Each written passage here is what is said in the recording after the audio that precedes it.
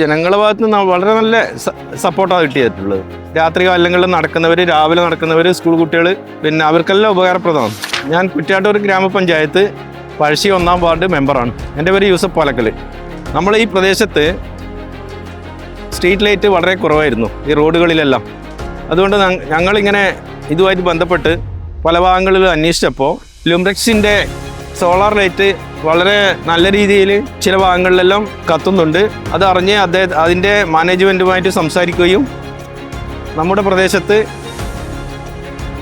Sponsor വഴി പൊതുജനങ്ങളുമായി ബന്ധപ്പെട്ട് ഒരു 45ഓളം ലൈറ്റുകൾ സ്ഥാപിക്കുകയും ചെയ്തിട്ടുണ്ട്.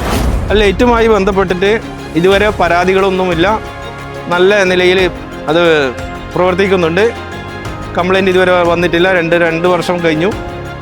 എല്ലാ ഭാഗത്തും ഇനിയും ഒരുപാട് ഭാഗങ്ങളിൽ വേണമെന്ന് ജനങ്ങൾ ആവശ്യപ്പെടുന്നുണ്ട്.